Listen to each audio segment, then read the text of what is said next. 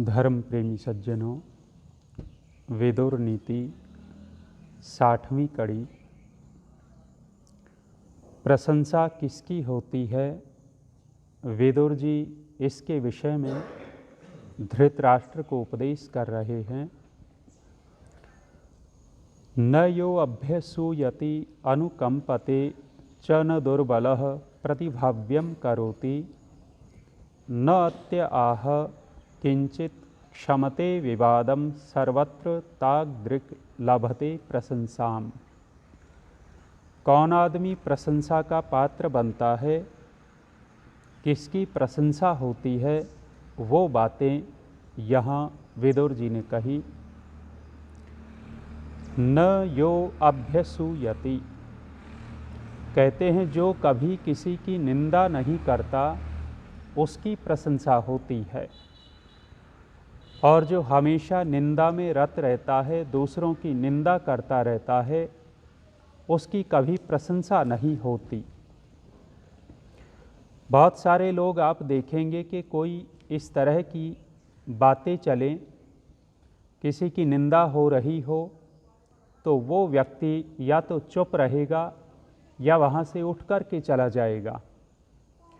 निंदा में उसने कोई हिस्सा नहीं लिया, और जब निंदा में हिस्सा नहीं लिया, चुप रहा या उठ के चला गया, और उसका यही स्वभाव हो तो लोग उसकी प्रशंसा करेंगे कि भाई वो कभी किसी की निंदा न सुनता है और न करता है।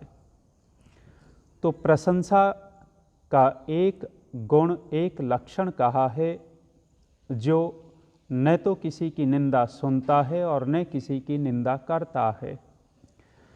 निंदा और स्तुति किसको कहें? निंदा स्तुति की परिभाषा ये होगी कि गुणों को गुण कहना और दोषों को दोष कहना ये स्तुति है, और गुणों को दोष कहना और दोषों को गुण रूप में प्रकट करना ये निंदा होती है। तो जो व्यक्ति निंदा में प्रवृत्त नहीं रहता वो प्रशंसनीय है।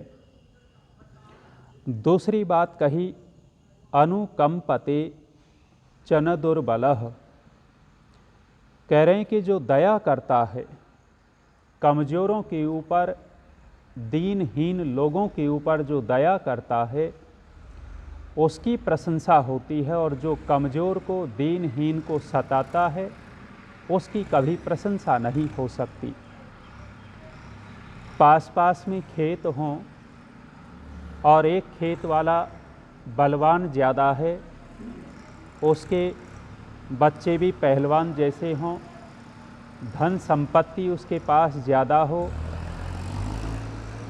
और दूसरा खेत का पड़ोसी कमज़ोर हो, बेचारे के पास धन संपत्ति भी कम हो और उसके पास कुटुंब के लोग भी कम हों, और खेत का पड़ोसी उस कमज़ोर आदमी को सता रहा हो, उसकी ज़मीन दबाना चाहता हो, उसकी फसल में से कुछ काट कर के ले जाता हो, वो भले ही अपने बल के जोर पर, अपनी ताकत के बल पर वो भले ही उसको छीन लेवे, उसकी ज़मीन दबा लेवे, लेकिन कभी भी वो प्रशंसा का पात्र नहीं हो सकता।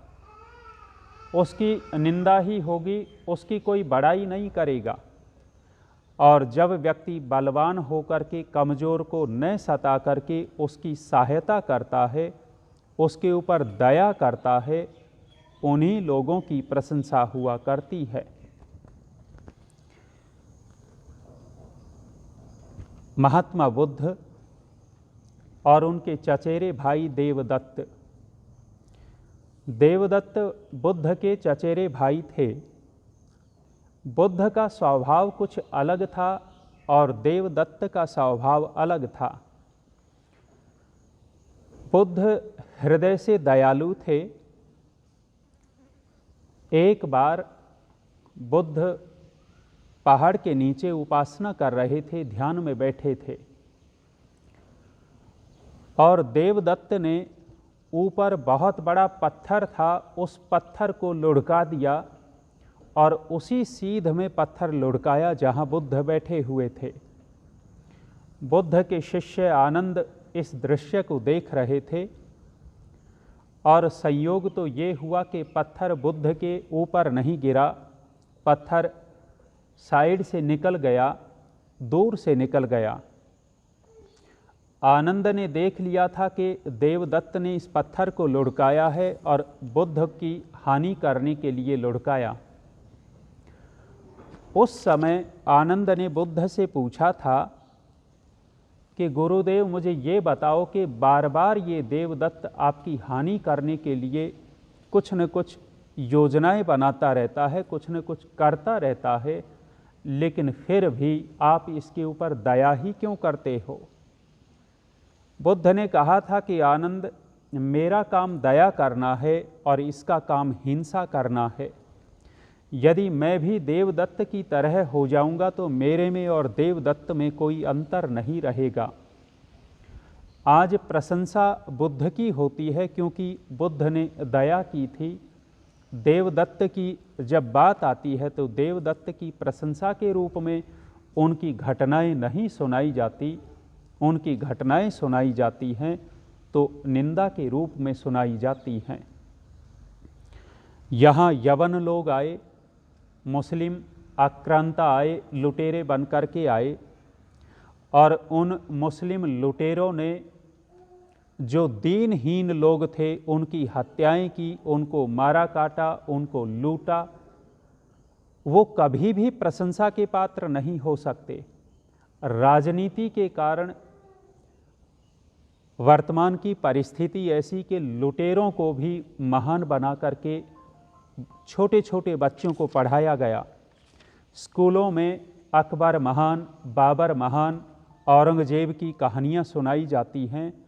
उन लुटेरों को भी बहुत अच्छे ढंग से राजनीति के कारण स्वार्थी लोगों ने बच्चों के जहन में डालना चाहा, लेकिन इतिहास तो इतिहास होता है। जो गलत थे, गलत की प्रशंसा नहीं होती। और कहा है कि ऐसे कमज़ोर लोगों से विरोध नहीं करता, उनको सताता नहीं है। आगे कहा है न अत्य आह किंचित। और किसकी प्रशंसा होती है? जो ज़्यादा नहीं बोलता, जो कम बोलता है उसकी प्रशंसा होती है।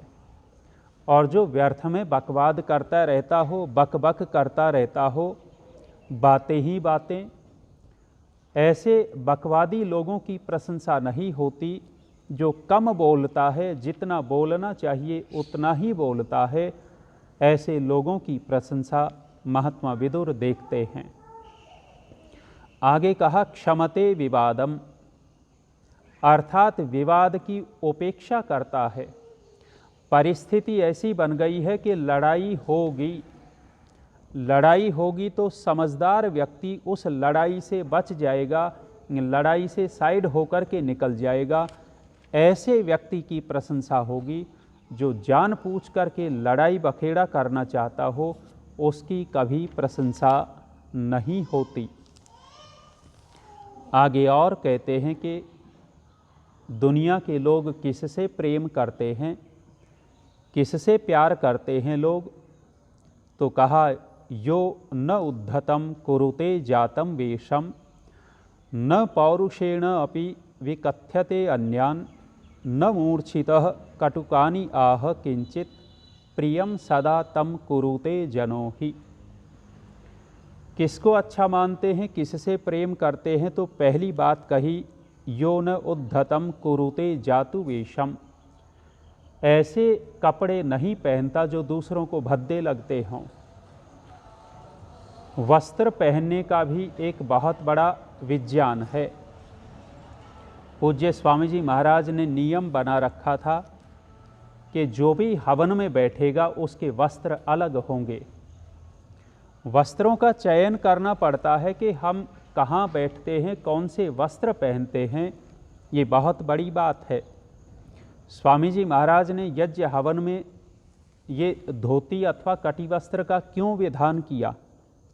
क्योंकि शास्त्रों में यज्ञ हवन करते हुए वहाँ के वस्त्र अलग ही होते हैं। पैंट पहन कर के बैठ गए या और अन्य भद्दे वस्त्र पहन कर के बैठ गए, वहाँ सात्विक कर्म करने के लिए बैठे, लेकिन हमारा परिवेश, हमारा परिधान सात्विक नहीं होगा तो वो सात्विक कर्म भी हमें विशेष लाभ न देगा। तो इसलिए कहा है कि जो भद्दे वस्त्र नहीं पहनते, भद्दा वेश धारण नहीं करते हैं, वो प्रिय होते हैं, उनको लोग प्रेम किया करते हैं।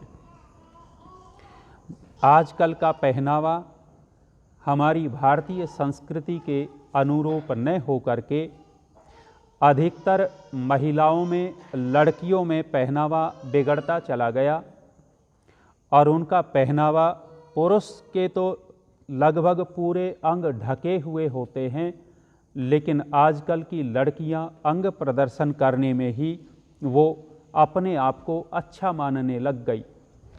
भले ही वो अच्छा मानती हों, लेकिन वो प्रिय नहीं हो सकते। महात्मा विदुर कहते हैं कि जिसका वेश अच्छा होता है, जिसका वस्त्र धारण करना अच्छा होता है, उससे प्रेम किया जाता है। आगे कहा, न पौरुषेण अपि विकथ्यते अन्यान, माने बलवान होकर के, पराक्रमी होकर के भी अन्यों की निंदा नहीं करता है, उससे लोग प्रेम करते हैं। न मूर्छितः कटुकानि आह। मूर्छित, मूर्छित एक अर्थ होगा बेहोश। बेहोशी की अवस्था में हमें कुछ पता नहीं लगता, लेकिन यहाँ जो मूर्छित का अर्थ किया है पीड़ित। हमें किसी ने पीड़ित कर दिया, पीड़ित करने के बाद यदि व्यक्ति धैर्य रखता है और धैर्य रख करके न कटुकानी, कठोर नहीं बोलता, कड़वा नहीं बोलता, तो ऐसा व्यक्ति प्रिय हो जाता है। ये सामान्य परिस्थिति की बातें हैं, लेकिन विशेष परिस्थिति में कठोर भी होना पड़ता है, कड़वा भी बोलना होता है, दुष्ट लोगों को उनकी दुष्टता दिखानी भी होती है। सामान्य परिस्थिति तो ये है कि कोई हमारी हानि कर देता है तो हम सहन कर लेंगे, ज़्यादा लाभ में रहेंगे।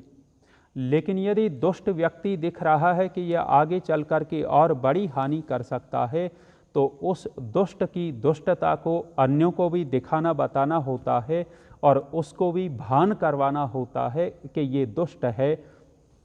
इसलिए विदुर जी कहते हैं कि परिस्थिति के अनुसार अपना व्यवहार आचरण करते रहें। यदि परिस्थिति को पहचान करके व्यक्ति व्यवहार आचरण नहीं करता है, तो वो व्यक्ति अपने आगे आने वाले जीवन में दुखी ज़्यादा रहता है, सुखी कम रहता है।